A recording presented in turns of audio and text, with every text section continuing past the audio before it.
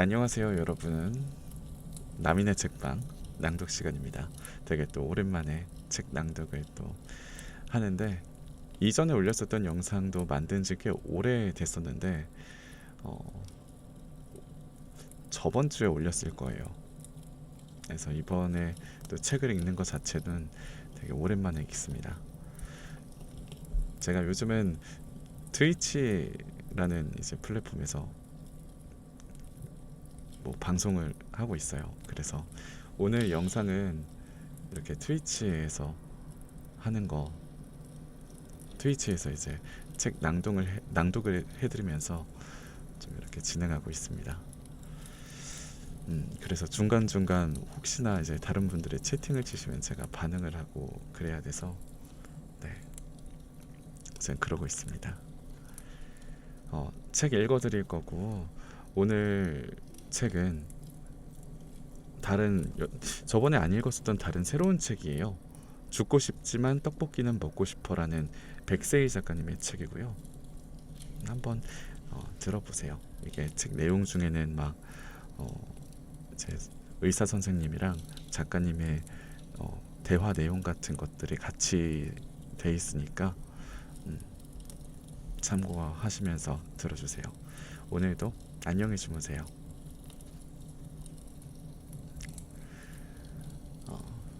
첫 번째 단락은요, 제목 그냥 좀 우울해서요.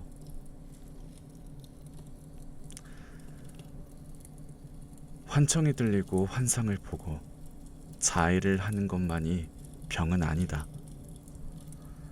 가벼운 감기가 몸을 아프게 하듯이 가벼운 우울도 우리의 정신을 아프게 한다. 나는 어렸을 때부터 내성적이고 소심한 사람이었다. 기억은 희미하지만 일기를 살펴보면 긍정적인 편은 아니었고, 우울한 감정을 종종 느꼈던 것 같다. 고등학생 때부터 본격적으로 우울감이 심해졌는데, 그땐 공부도 안 됐고 대학도 못 갔고 앞길이 막막했으니 당연히 우울한 거로 생각했다. 하지만 변하고 싶었던 부분이 모두 해결된 후에도 똑같이 우울했다. 항상 그랬던 건 아니고 오락가락했다. 어떤 날엔 울적하고 어떤 날엔 행복하게 잠들었다. 스트레스 받으면 체했고 우울할 땐 울었다. 나는 원래 이렇게 우울한 사람이라고만 생각하며 점점 어두워져 갔다. 사람에 대한 두려움과 불안감이 컸고, 특히 낯선 상황에서 심한 불안을 느꼈지만 안 그런 척 연기도 잘했다. 그래서 괜찮을 줄 알고 자신을 더 채찍질했다. 그러다 더는 견디기가 힘들어져서 상담을 받기로 마음먹었다. 정말 긴장되고 두려웠지만 기대를 비우고 진료실에 들어갔다. 어떻게 오셨나요? 그냥 뭐랄까, 좀 우울해서요. 자세히 말씀드려야 할까요? 그러면 저야 좋죠. 휴대폰 메모장을 켜고 적어두었던 걸 말했다. 심각한 타인과의 비교, 거기서 오는 자기 학대, 그리고 자존감이 낮은 것 같아요. 요인이 무엇인지 생각해 본 적 있나요? 자존감이 낮은 건 가정 환경에서 시작된 것 같아요.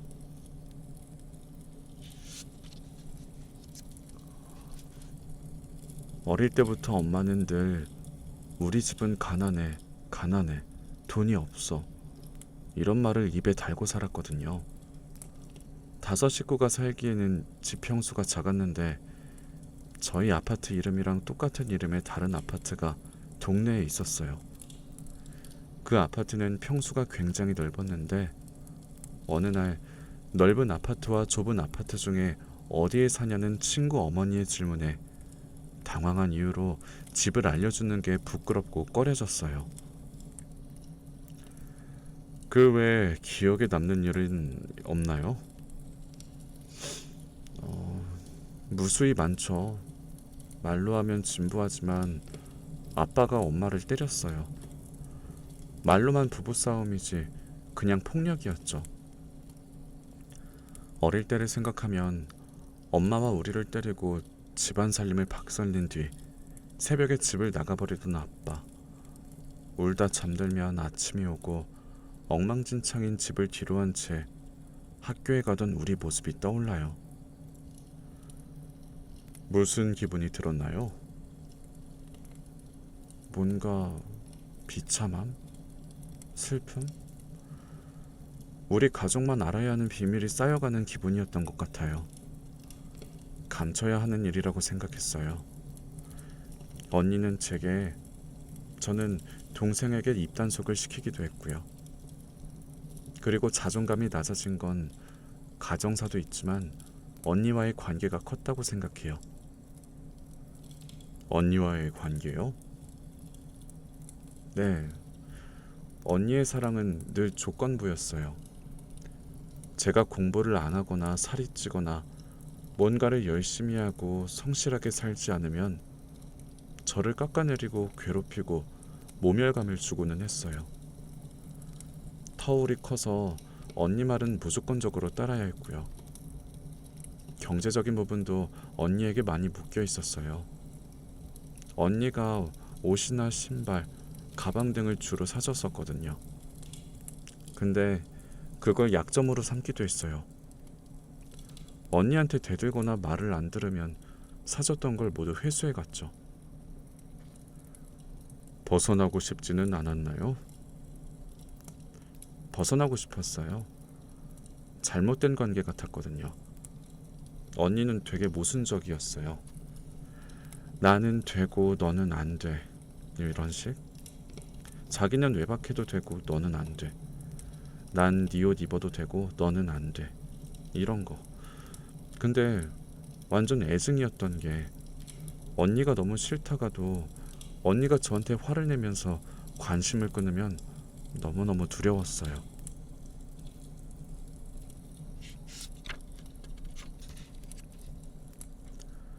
그런 관계에서 벗어나려는 노력은 해봤나요?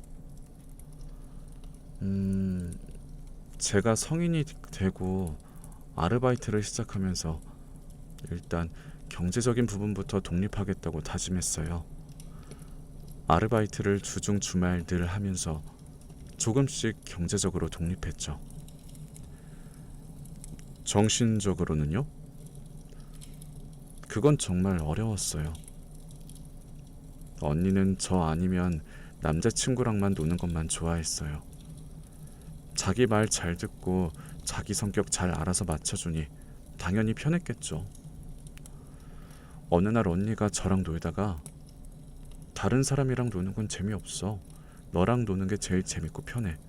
라고 했을 때 어이가 없어서 용기를 내어 처음으로 말했어요. 나는 언니가 불편하다고. 편하지 않다고. 언니의 반응은 어땠나요? 정말 당황하고 충격받더라고요. 나중에 들어보니 며칠 동안 밤마다 울었대요. 지금도 그 이야기가 나오면 눈시울을 붉히기도 하고요. 언니의 그런 모습을 보니까 어땠어요? 뭔가 짠하기도 했는데 후련했어요. 자유로워진 기분이었어요. 조금은. 언니와의 애착 관계에서 벗어난 후에도 자신감이 회복되지는 않았나요? 가끔 자신감이 생길 때도 있었지만 이런 성향과 우울감은 그대로였던 것 같아요. 언니한테 의존하던 게 애인에게로 옮겨가는 느낌? 연애는 어떤 식으로 하는 편인가요? 마음에 드는 상대에게 먼저 다가간다거나 그렇게 하는 적극성이 있나요? 아니, 전혀요. 제가 누군가를 좋아하면 그 상대가 저를 만만하게 볼 거라는 생각에 좋아하는 걸 잘 티내지도 못했어요. 잘 티내지도 못해요. 고백하거나 꼬시는 건 생각해 본 적도 없고요. 그래서 늘 수동적인 연애를 하는 편이에요. 누군가가 나를 좋아한다고 하면 만나보면서 그 상대에 대해 알아가다가 호감이 생기면 연인으로 이어지는 패턴? 연애를 안 할 때도 있나요? 거의 없어요. 누군가를 만나면 오래 만나는 편이고 애인한테 굉장히 의지를 많이 하는 편이에요. 애인도 저를 되게 챙겨주고요. 근데 애인이 절 사랑해주고 다 받아주는데도 뭔가 답답함이 생겨요. 저는 사실 의존하고 싶지 않거든요. 좀 독립적이고 자립심 있고 혼자서도 잘 살아가고 싶은데 그걸 못한다는 생각이 들어요. 친구들과의 관계는 어때요? 어렸을 때는 친구 관계를 굉장히 중요하게 여겼어요. 그 나이 또래와 다르지 않았죠. 근데 초등학교 때 한 번, 중학교 때 한 번 왕따를 당하면서 고등학교 때까지 무리해서 낙오되는 거, 친구 관계에 대한 공포감이 많이 생겼던 것 같아요. 근데 그게 자연스럽게 연애로 옮겨갔고 친구나 우정 같은 거에는 큰 기대나 관심을 두지 않기 시작했어요. 그렇군요. 하시는 일은 만족하시나요? 네, 출판사에서 홍보 마케팅 일을 하는데 지금은 회사 SNS 채널을 운영하고 있거든요. 컨텐츠를 만들고 업로드하고 노출시키고 등등. 재밌고 적성에 잘 맞는 것 같아요. 좋은 결과물이 나올 때도 있었나요? 네, 있었어요. 그래서 더 열심히 할 때도 있었고, 뭔가 결과물을 내야 한다는 생각에 압박감을 느낄 때도 있고요. 그렇군요. 자세히 말해줘서 고마워요. 여러 가지 검사를 해봐야 정확히 알겠지만 의존 성향이 강해 보이네요. 감정의 양끝은 이어져 있기에 의존 성향이 강할수록 의존하고 싶지 않아 하죠.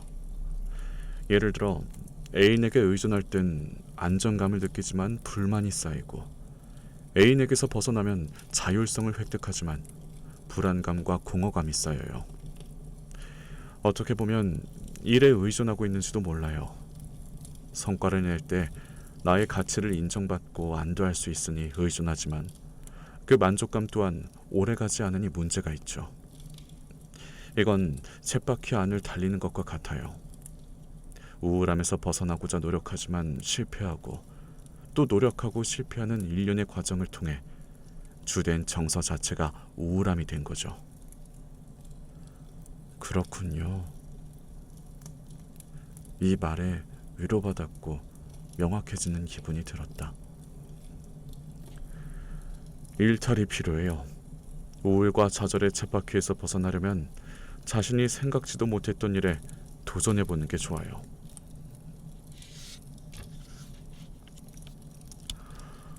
어떤 것부터 해야 할지 모르겠어요.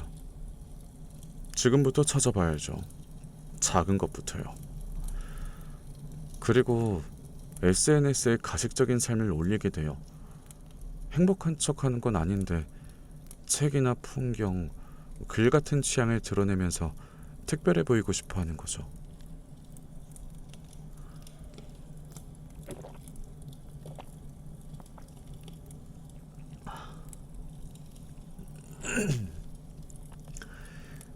나 알고 보면 이렇게 깊이 있고 괜찮은 사람이다 라는 걸 보여주고 싶은 것처럼요. 그리고 제 기준대로 사람을 판단하고 평가해요. 제가 뭐라고 감히 사람을 평가할까요? 너무 이상해요.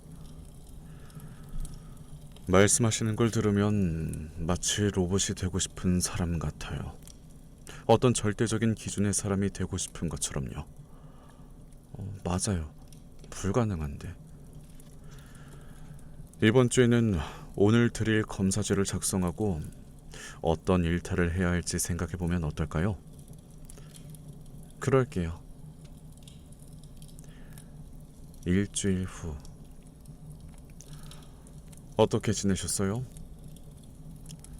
현충일 전날까지는 우울했고요. 그 후에는 좋았어요. 저번에 말씀 안 드린 게 있는데 로봇이 되고 싶은 것 같다고 하셨잖아요. 남에게 피해주면 안 된다는 그런 저만의 기준이 심해진 이유로 강박감이라고 해야 하나? 일상에 불편함이 생겼어요. 예를 들어 버스에서 큰 소리로 이야기하거나 전화하는 사람을 보면 화가 치밀어 올라요. 목을 조르고 싶을 만큼요. 실제로 그러지는 못하지만요. 죄책감이 들었겠군요. 네, 한두 번 정도는 조용히 해달라고 말을 하지만 열에 8번은 하지 못해요. 그런 자신에 대한 죄책감이 심하고요. 회사에서 들리는 키보드 소리에도 예민해져서 업무에 집중하지 못했고, 소리가 많이 나는 동료에게 직접 이야기하기까지 했어요. 말하고 나서는 후련했고요.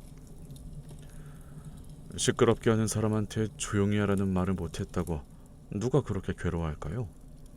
마치 어떻게 해야 나를 괴롭힐 수 있을까의 고민 속에 있는 사람 같아요. 대부분 사람은 비겁해요. 하지만 자신이 비겁하지 않아야 한다는 압박감 때문에 10번 중에 한 번이나 이야기하고 있는데도 자신을 비하하죠. 저는 10번 중에 10번을 다 이야기하고 싶어요. 그렇게 한다고 행복해질까요? 10번이면 10번 다 한다고 다 나아졌어, 편해졌어 라고 생각하지 않을 거예요. 사람들 반응이 다 같을 수는 없으니까요. 다른 사람을 비난할 수 있는데도 굳이 내 책임으로 돌리고 있는 거죠. 말을 해봤자 듣지 않을 것 같은 사람들은 피하는 것도 나를 위한 선택이 될 수 있어요. 근본적인 부분을 찾아서 하나하나 정리하는 건 말이 안 돼요. 내 몸은 하나인데 너무도 큰 역할을 부여하는 거죠. 저는 왜 이러는 걸까요? 착해서? 억지로 길에 쓰레기를 버리고 버스에서 큰 소리로 통화해봤는데 기분은 별로였어요. 그래도 해방감은 있었어요.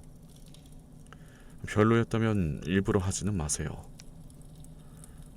사람이 입체적이란 걸 알고 있었지만 받아들이지 못했던 것 같아요.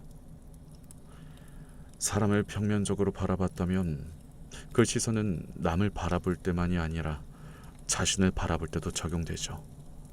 한 번쯤은 무서운 사람이 돼도 괜찮아요. 예를 들어 내가 이상적으로 생각하는 사람을 떠올리면서 그 사람이라도 화내지 않았을까? 그 사람이라도 다 받아주지는 않았겠지? 이렇게 비교한 후에 화내도 돼요. 다른 사람들이 나를 날카롭다고 여길지라도요. 가지고 있는 경험과 생각 중에서 가장 이상적인 것만 얻으려고 하는 것 같아요. 난 이런 사람이 되어야 해. 이렇게요. 남의 생각, 남의 경험을 훔쳐와서 말이죠. 하지만 아까 말했듯이 사람은 다 입체적이에요. 겉으로는 멋져 보여도 뒤에서는 더러운 행동을 할 수도 있고, 내가 부풀려서 기대해놓고 실망하는 경우도 있어요. 그럴 땐 오히려 저 사람도 숨쉬고 사는구나, 별 수 없는 사람이구나 라고 생각하면 나한테도 관대해질 수 있어요.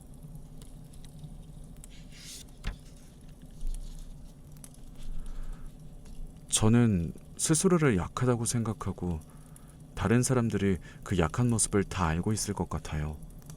뭔가 무섭게 말해도 내 안의 약한 모습을 알 것 같은 거예요. 구려 보일까봐 두려운 거죠. 불안감이 숨어있기 때문이에요. 내가 무언가를 이야기했을 때 자동으로 이 사람이 나를 어떻게 볼까, 떠나지 않을까를 생각하니까 불안한 거죠. 이야기하는 게 좋은 경험일 수는 있어요. 하지만 결과가 한 방향일 수도 없다는 걸 알아야 돼요.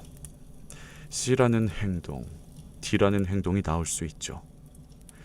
반응은 이렇게나 다양하다는 걸 깨닫고 받아들이는 게 필요해요. 그렇구나.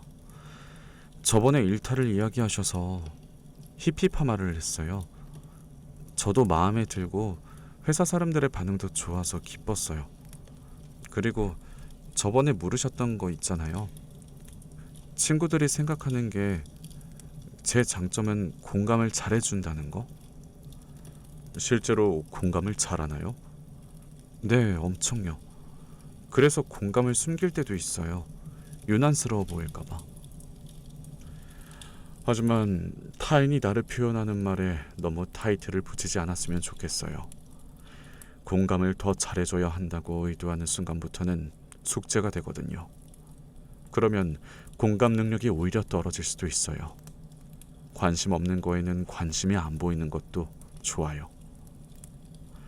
저번에 했던 검사 결과를 보면 실제보다 더 나쁘게 보이려는 페이킹 배드 결과가 나왔어요. 대부분 회사 복직을 앞둔 사람, 학교 다니기 싫어하는 사람들한테서 나오는 패턴인데요. 자신이 현재 상태보다 더 나쁘게 보이려고 하는 거죠. 실제 상태보다 자신에 대해 더 부정적으로 인식하고 있어요.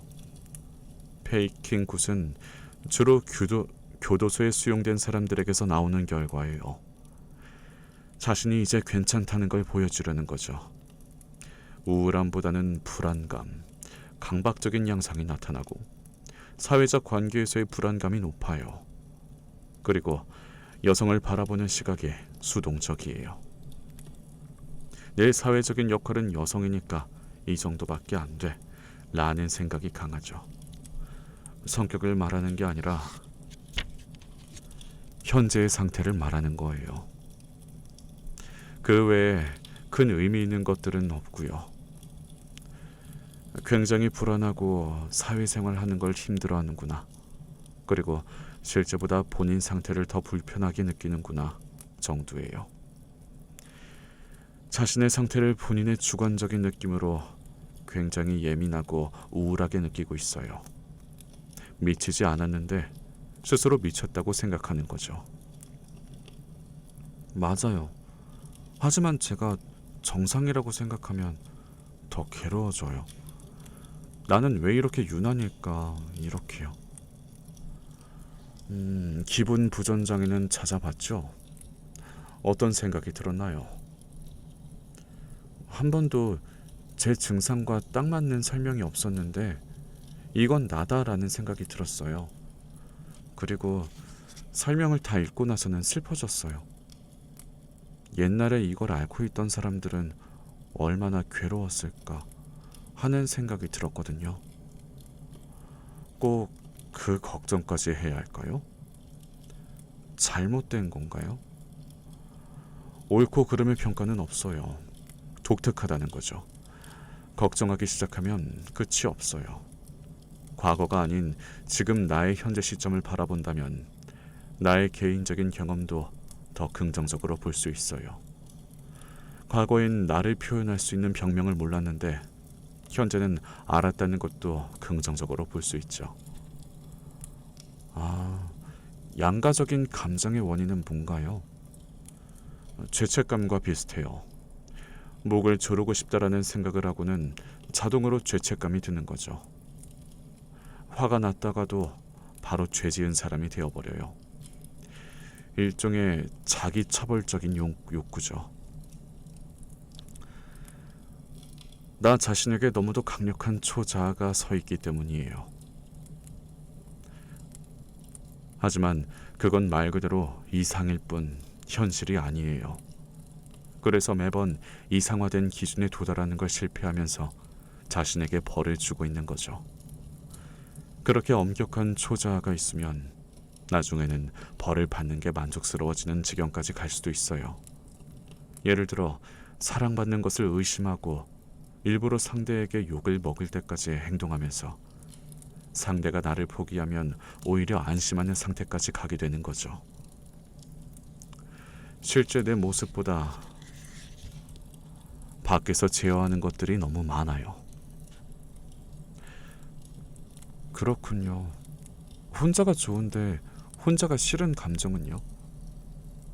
당연한 거 아닐까요? 당연해요. 네.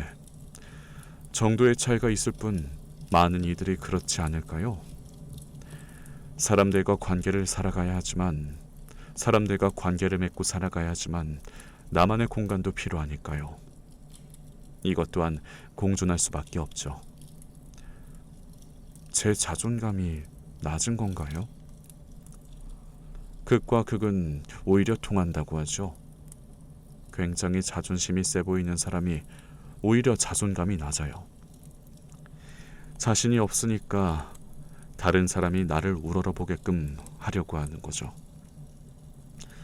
거꾸로 자신에 대한 만족감이 높으면 누가 나에게 뭐라고 하든 크게 영향받지 않을 거예요. 제가 했던 일들이 지나고 나면 다 보잘것없이 느껴져요. 내가 하는 일의 상당수는 실제 내가 원했던 일이라기보다는 내가 만들어 놓은 기준이나 의무감 때문에 해왔던 걸 수도 있어요. 외모 강박도 심해요. 화장하지 않으면 밖에 못 나가던 시절도 있었고요. 살찌면 아무도 저를 봐주지 않을 것 같아요. 외모 때문에 강박감이 나오는 건 아니에요. 이상화된 내 모습이 있기 때문에 외모에 집착하는 거죠. 그 기준의 폭을 좁고 높게 만들어 놓은 거예요. 50kg 이상이면 실패야. 이렇게요. 결국 이것저것 조금씩 시도해보면서 내가 원하는 게 뭔지, 어느 정도로 해야 편한지 알아보는 게 중요해요. 내 취향을 알고 불안감을 낮추는 방법도 알게 된다면 만족감이 생겨요. 누가 어떤 지적을 해도 받아들이거나 거부할 수 있게 되죠. 폭식도 연관이 있나요? 그렇죠. 일상의 만족도가 떨어지면 가장 원시적인 퇴행으로 돌아가요. 먹고 자는 본능적인 거로요. 만족감의 중추를 가장 편한 곳에서 찾는 거죠. 하지만 먹는 건 만족감이 오래가지 않아요. 운동이나 프로젝트 같은 게 도움이 될 수 있어요. 장기적인 목표를 통해 극복하는 게 좋죠. 알겠어요. 운동을 다시 시작해야겠네요.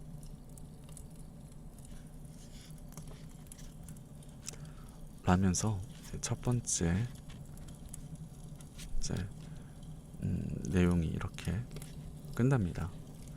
작가님이 이제 우울증 이제 그런 관련된 그런 걸로 이제 상담을 받으시면서 이제 의사 쌤이랑 대화를 나눴던 그런 기록들과 작가님의 생각들이 이렇게 적혀져 있는 책이에요.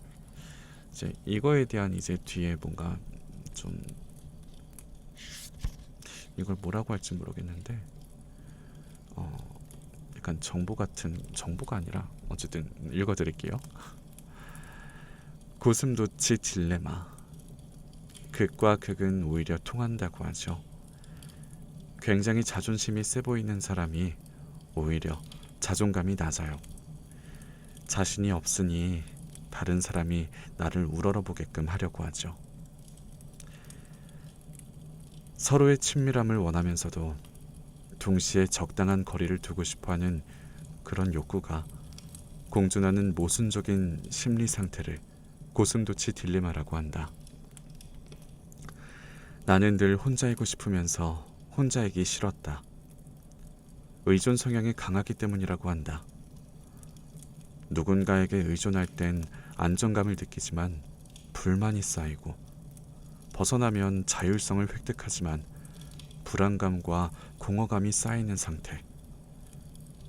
매번 상대에게 지독하게 의지하면서도 상대를 함부로 대했다.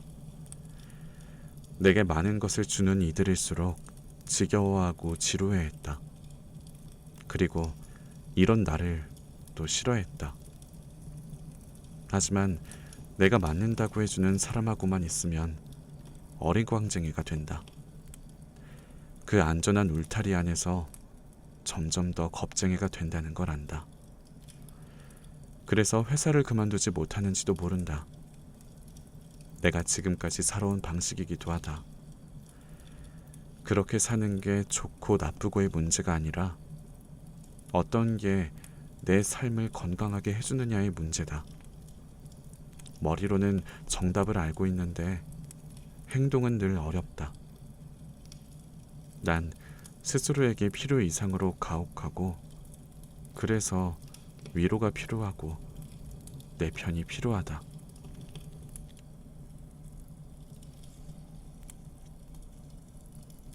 이런 식의 앞에 내용들의 생각 정리 같은 이런 것들이 있습니다.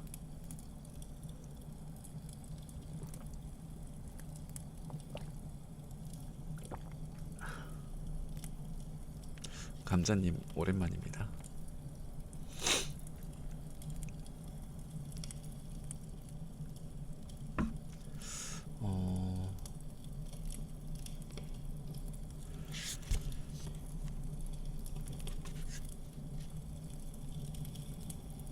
그래요?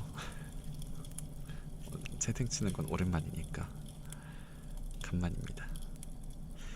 지금 이런 식으로 내용이 계속 전개가 돼요. 근데 제가 이 책을 다 읽을 수는 없어요. 그래서 좀 이 책의 30%를 읽기로 작가님이 허락을 해주셔서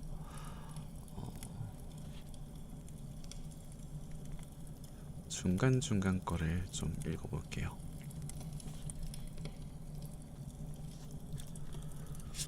책 자체는 207페이지예요. 근데 방금 전에 읽은 게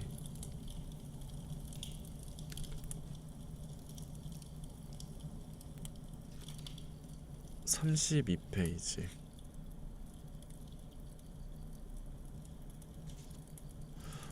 첫 장의 내용이 상당히 길어요. 그래서 이번 건 좀 살짝 내용이 좀 그나마 적은 거 읽어볼게요.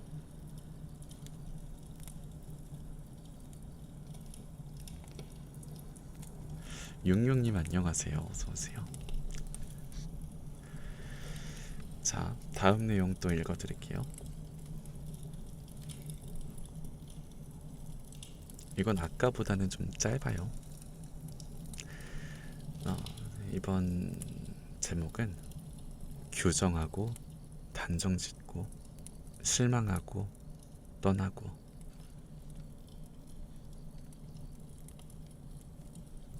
잘 지내셨어요? 아니요. 저번에 친해졌다는 친구 있잖아요. 언젠가부터 그 친구의 눈치를 자주 보게 됐어요. 영향도 크게 받았고요.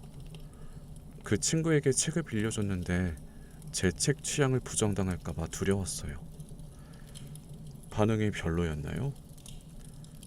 감상을 카톡으로 보내줬는데 내용이 제가 느끼기에는 비난에 가까운 느낌이었어요. 사실 비난했더라도 그 책을 비난한 것뿐인데 저와 그 책 모두를 공격하는 것처럼 느껴졌죠. 그래서 저도 모르게 넌 오만하고 피곤해 라고 막말을 던졌어요. 그랬더니 더 심한 막말이 돌아왔고 저는 상처받아서 그 카톡을 다 씹어버렸어요. 기분이 어땠나요? 그 친구를 잃었다는 사실보다는 또 나를 무시하는 사람을 만났다는 데 초점이 맞춰졌어요. 엄청 우울해졌고 화가 났죠. 만만한 내가 싫었고 그 친구도 미웠어요. 가장 큰 문제는 역시 흑백 논리네요. 흑백 논리요? 네, 자신을 코너로 몰아넣고 흑과 백 둘 중 하나만 선택하려고 하네요. 사람을 사귀거나 안 사귀거나 아주 친하거나 다시는 보지 않거나 터뜨리거나 참는 거예요. 늘 예스 아니면 노의 선택지만 존재하고 중간 단계는 아예 없네요. 그리고 즉 그 친구와는 특별한 관계라는 생각에 참고 버티며 관계를 이어가려고 했을 수도 있어요. 진짜 자신의 모습이 아니니까 지친 거고요. 맞아요. 처음에는 그 친구와 제가 비슷하다고 생각했지만 알고 보니 달랐고, 그래서 자주 부딪힌 것 같아요. 그 친구가 내 생각과는 다른 의견을 말하면 저를 공격한다고 느꼈고 상처받았어요. 그래서 상처받지 않기 위해 그 친구의 생각에 나를 맞추거나 아예 보지 않는 선택지밖에는 없었죠. 솔직하게 말을 해볼 수도 있고 조금은 서먹한 관계를 이어갈 수도 있었을 텐데, 회색에도 무수히 많고 다른 색이 있는데 회색은 하나라고 단정 짓는 것 같아요. 스펙트럼도 입체적일 수 있는데 일자로 보는 것 같고요. 부끄럽네요. 사람은 입체적이라고 늘 생각하면서 전 매번 평면적이에요. 그래서 사람의 어떤 모습을 보고 이 사람은 이런 사람으로 규정하고 단정짓고 평가하고 떠나곤 해요. 예를 들어 세희 씨가 어떤 작가의 글을 좋아했어도 그 사람을 실제로 보고 실망스럽다면 바로 돌아설 것 같아요. 맞아요. 그건 그 사람의 일부분일 뿐인데, 이 문제는 상대를 평가하는 데서 그치는 게 아니라 자신에게도 그 잣대가 그대로 되돌아온다는 게 큰 문제예요. 만취한 다음 날에 괴로워하는 것도 비슷한 이치죠. 제가 허물어지는 어떤 모습을 보이면 그 부분 때문에 주위 사람들이 저를 싫어하고 떠날 거라고 생각해요. 하지만 저는 사랑하는 사람들의 다양한 모습을 알고 있어요. 못난 부분, 멋진 부분, 소심한 부분 등등. 부정적인 부분이 있어도 그냥 그 사람이기에 좋아하죠. 그러면서도 저 자신은 아주 작고 부분적인 측면으로도 금세 버려질 수도 있다고 생각하고 불안해해요. 결국 자존감 때문이겠죠. 자존감이 높고 내 취향에 대한 확신이 있다면 그 사람이 그걸 비판하든 비난하든 신경 쓰지 않을 거예요. 그러게요. 얼마나 제 취향에 자신이 없으면 그런 걸 걱정했을까요? 평가가 도대체 뭐라고. 확실히 저는 자존감이 낮고 그 친구에게 많은 영향을 받고 있었어요. 제 중심이 곧게 서 있지 않으니까 상대의 이야기가 나를 향한 공격으로 느껴지고, 다양성이 있을 수 있는데도 그거를 옳다 그르다는 시선으로만 보게 된 것 같아요. 또 다른 일은 없었나요? 이번에 깨달은 게 있어요. 저는 애정과 영향력을 동일시했어요. 제 뿌리가 너무 약하고 깊지 않기 때문에 상대에게 많은 영향력을 행사해야만 안심할 수 있었죠. 그래서 상대가 제게 영향을 받으면 받을수록 저를 사랑하는 거라고 믿었고 관계가 견고해진다고 생각했어요. 견고해지는 것과 엉망진창으로 섞여 들어가는 건 다른 건데, 머리로는 타인과 내가 주체성을 가지고 함께 가는 게 건강한 관계라고 여기면서도 마음은 상대가 내 말에 큰 영향을 받지 않고 온전한 자신으로 존재하면 저를 깊게 사랑하는 것 같지 않아서 불안했어요.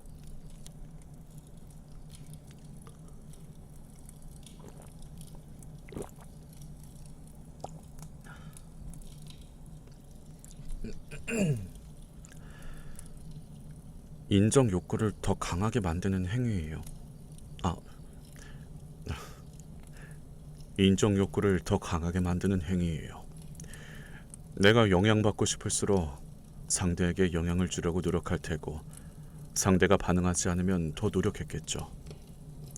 그러다가 지쳐버리는 거예요. 이것 또한 극단적이고 자신의 한계를 규정하고 있는 거죠. 내가 영향을 주어야만 날 사랑하는 거야 라는 믿음도 극단적이죠. 그럼 어떻게 해야 하죠? 자신에게 더 집중해야 해요.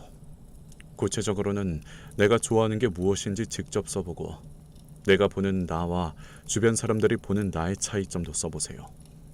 그리고 눈치 보며 했던 행동들을 좀 더 주도적으로 해보는 게 좋아요.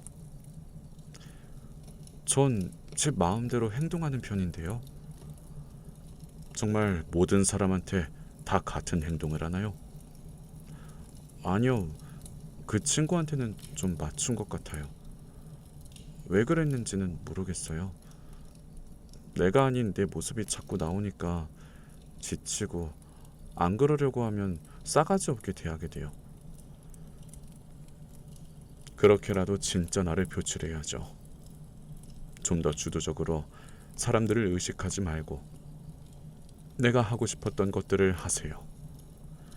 지금은 관계가 좁고 삼각형 같아서 마음을 많이 찌르겠지만 팔각형보다 십육각형이 원에 더 가깝잖아요. 다양하고 깊은 관계가 많아질수록 원처럼 동그랗고 무뎌져서 마음을 덜 찌를 거예요. 괜찮아질 거예요. 네, 감사해요.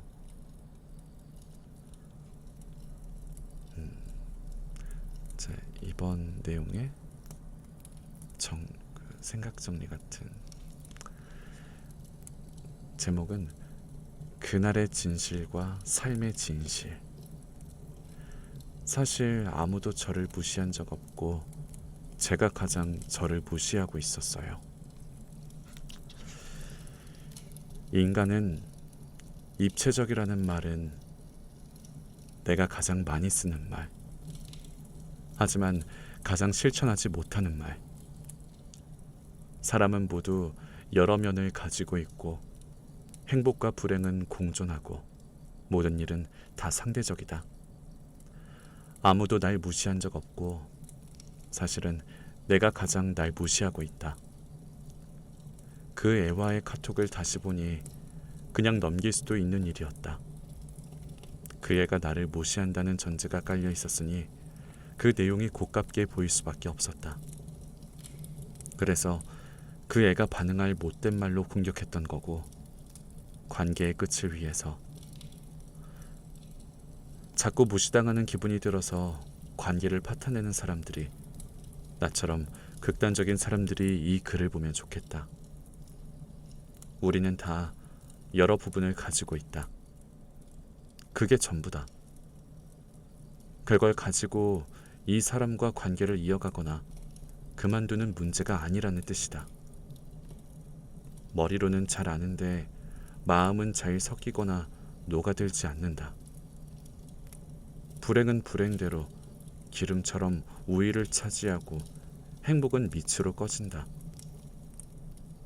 그래도 이것들이 모두 담긴 통이 삶이라는 건 큰 위안이고 기쁨이다.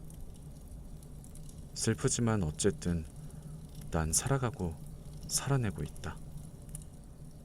그게 위안이자 기쁨이다. 라는 내용이었어요.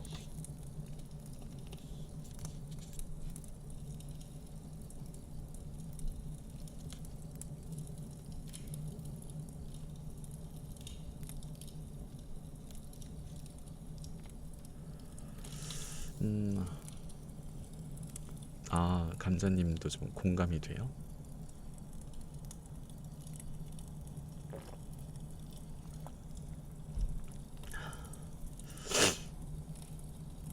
저 물 그래서 중간중간 먹고 있어요. 목이 아픈 건 아니고요.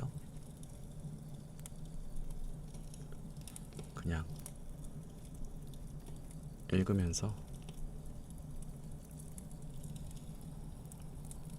물을 마시고 있습니다.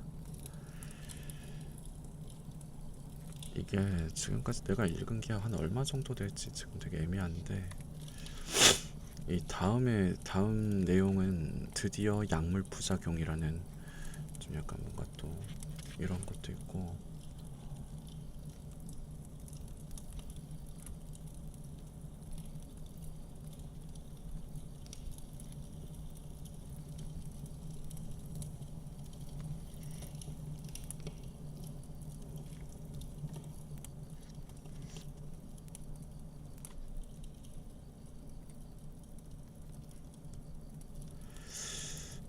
다음 거를 마지막으로 읽어드려야 될까?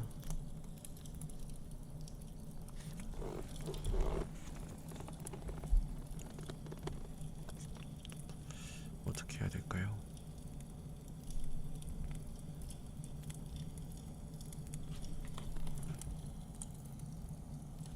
힘들면 안 해도 된다고요? 아니요, 제가 지금 이걸 하는 게 제 유튜브에 올려야 돼서 해야 되는 거예요. 네. 자, 이게 마지막 부분이에요. 책 내용에 읽어드리겠습니다.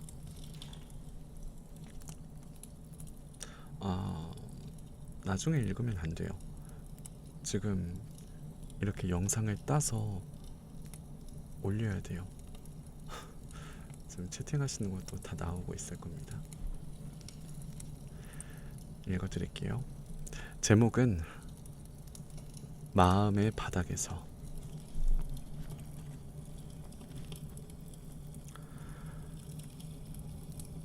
무기력 지수가 높다. 일하기 싫었다. 점심 먹을 때 주목받으려고 노력하진 않았지만 코드가 잘 맞지 않아서 조금 우울했다. 사람들이 친구에게 엄청 예쁘다고 하는 것도 질투났다. 그래서 괜히 미워졌다. 정말 난 구제불능. 난 따뜻한 사람이 맞을까? 내가 좋아하는 사람이라고는 생각하지 않는다. 다만 내 감수성과 호들갑이 타인에게 부끄러워지고 싶지 않을 뿐이다. 잘 지내셨어요? 아니요, 잘 못 지냈어요. 무슨 일이 있었나요? 다시 우울하고 무기력해요. 의욕이 없어서 회사 일도 제대로 못했고요. 저번 주에는 그만둔다고 말했거든요. 팀장님이 이유를 물으셔서 정신적인 문제와 신체적인 문제를 말씀드렸어요. 병원을 다니고 있다는 말도 했는데 제 상태를 이해해 주셨어요. 이렇게 그만두는 건 불안감을 더 가중시킬 수도 있다고 하셨고요. 일단 다음 주에 휴가를 쓰고 11월에는 조금 더 자유롭게 일해보자고 하셨어요. 그래도 상태가 나아지지 않으면 그때 다시 이야기하자고요. 되게 좋은 팀장입니다. 괜찮았나요? 너무 감사해서 눈물이 났어요. 제가 회사를 4년 정도 쉬지 않고 다녔거든요. 회사가 주는 안정감이 있잖아요. 그 안정감에서 벗어나는 게 두려웠는데 퇴사를 보류하게 됐으니 안심됐어요. 그렇지만 일시적일 거라는 생각이 들었어요. 회사에서의 상태가 똑같으니까요. 그 시간이 너무 지루하고 하루하루가 버티는 시기예요. 왜 이렇게 되어버렸는지 모르겠어요. 이런 지가 2달이 넘었고요. 내일 혼자 경주로 여행 가요. 퇴근 후엔 어떠세요? 활력이 없어요. 집에 걸어가는 시간이 유일한 낙이고 집에서는 무기력한 상태가 계속돼요. 뭔가를 할까라는 생각이 들면 바로 하기 싫어 라는 생각이 들고요. 결국 뭘 하나요? 폭식해요. 혼자 과자랑 초콜릿을 잔뜩 먹고 술도 엄청 마시고 울어요. 그 와중에 살찌는 건 싫으니까 스트레스는 더 받고요. 모든 게 엉망진창이에요. 애인과의 관계는 어때요? 그 관계만 좋아요. 유일하게 안정적인 순간이고요. 웬만하면 다 받아주고 옆에 있어주려고 하니까 엄청 의존해요. 그게 익숙해지면 지루해지지 않을까요? 지금은 좋은데 나중은 모르겠어요. 그 사이에 무슨 일이 있었나요? 제가 회사 SNS 채널을 담당하잖아요. 원래 콘텐츠를 제가 다 기획했어요. 하지만 시간상 혼자 다 할 수 없으니까 기획팀과 마케팅팀에서 같이 만들기 시작했거든요. 처음에는 좋았는데 그 프로세스가 잡혀가면서 저는 그냥 컨텐츠를 올려주는 사람이 되어버렸어요. 제가 주도적으로 만들면 되는 건데 의욕도 없고요. 제 자리를 점점 잃어가는 것 같아요. 주도적으로 했을 땐 성과가 있었나요? 네, 재미있고 성과도 있었어요. 팀장님이 이제 책도 기획하고 재밌는 걸 해보자고 하셨는데 그건 너무 감사하지만 그냥 내가 여기서 뭘 하는 거지란 생각이 들어서 힘들어요. 그만두면 뭐 할지 생각해 보셨나요? 책을 준비하고 있거든요. 그걸 마무리할 거고 사업 준비도 할 거예요. 일단 퇴직금이 있으니까 그걸로 연명하면서 다른 알바를 하고 사업이 잘 안 되면 이직할 생각이에요. 책 준비에는 의욕이 있나요? 네, 많이 진행됐고 늦어도 봄에는 마무리될 거예요. 팀장님 말씀대로 지친 거 아닐까 싶어요.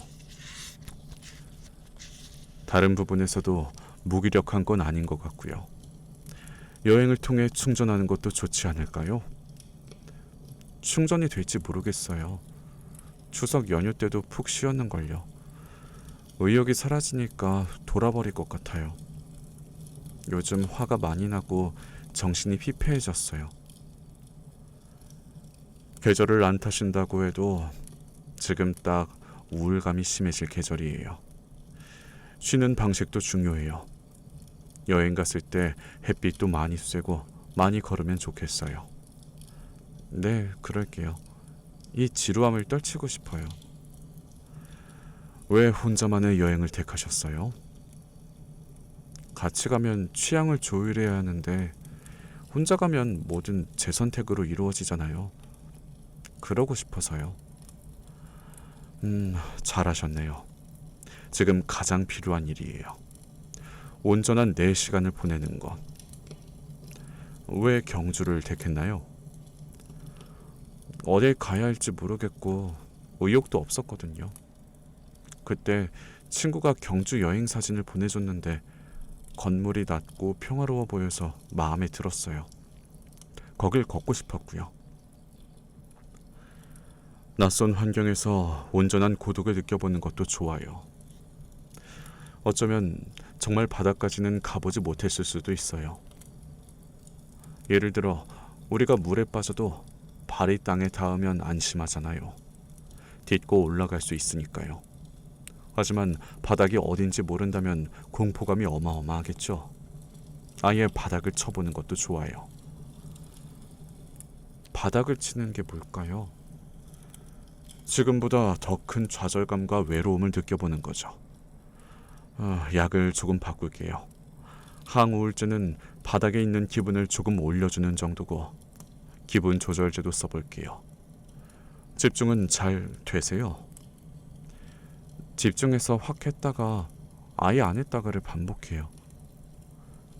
요새 자주 우나요? 저번 주 월요일에만 약만 타러 왔을 때도 엄청 울었고 어제도 울었고 일주일에 3번 정도는 울어요. 전형적인 우울증과는 증상이 조금 달라 보여요. 성인한테 나타나는 ADHD도 있거든요.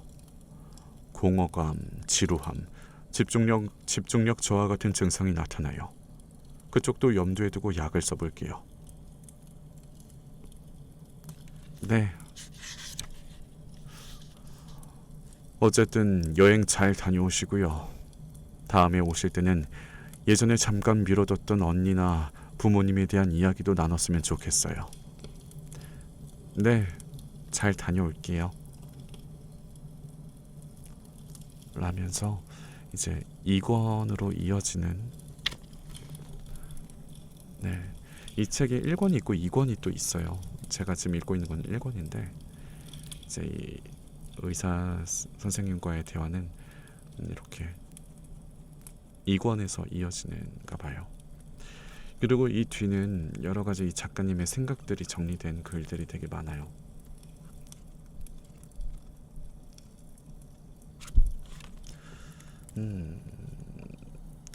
제가 책을 낭독을 하면서 좀 되게 한번 다 읽으면 좋겠다 싶은 그런 책들이 되게 좀 있었는데, 이 책도 한번 다 읽으면 좋겠지만 근데 그렇게 되면 문제가 생겨요.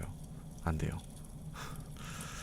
그래서 이렇게 중간에 그만 읽어야 됩니다. 책 괜찮아요? 어떠셨어요? 저는 책을 읽으면서 저의 모습도 좀 보였던 것 같아요. 저는 읽으면서도 계속 생각했던 게 제 모습과도 같으면서도 근데 나는 이러했었고 이러했었고, 근데 또 이 글을 읽으면서 나는 어땠을까 라는 생각도 하다 보니까 근데 정확하게 나를 되돌아보지 못하겠어요. 되게 이렇게 이 작가님처럼 자기 자신을 되돌아보면서 객관적으로 평가해서 이렇게 글을 쓸 수 있다는 건 정말 대단한 것 같아요. 듣다 보니까 진짜로 졸려지네요 이거. 그쵸? 그 다른 책들, 낭독책들 읽은 거 들으시면은 참 잘 올 겁니다.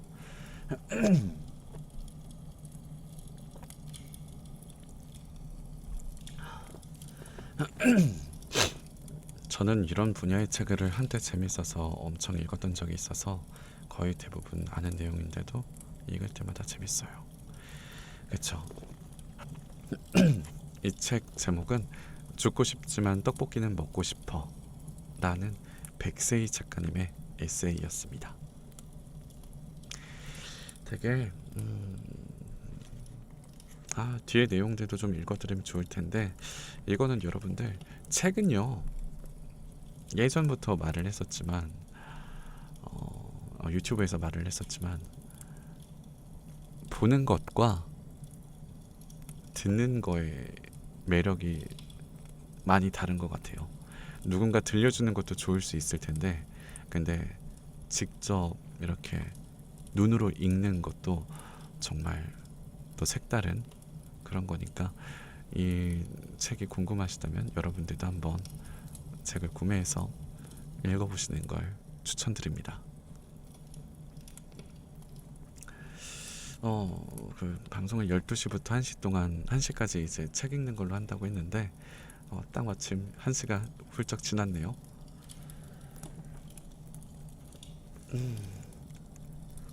이렇게 트위치에서는 처음 책을 이렇게 읽어봤는데 저번에 한번 영상만 녹음할 때만 한 적이 있었고, 제가 방송을 하면서 이 방송 화면을 올릴 예정이에요. 유튜브에. 이런 건 처음이라서 되게 뭔가 기분이 이상하네요. 어쨌든 근데 이런 것도 되게 좋은 것 같아요.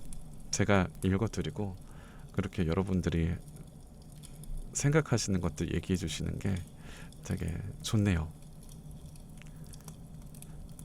말동무도 있어서 심심하지 않아서 좋습니다.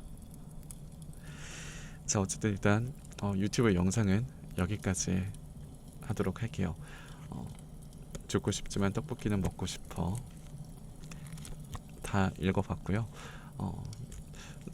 내용들이 길어서 그렇지만 정말 딱 3단락만 읽었어요.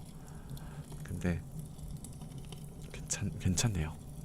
자, 그러면 이만 유튜브 영상은 종료하도록 하겠습니다. 오늘도 들어주셔서 감사하고요. 다들 안녕히 주무시고 좋은 꿈 꾸세요. 잘 자요. 안녕.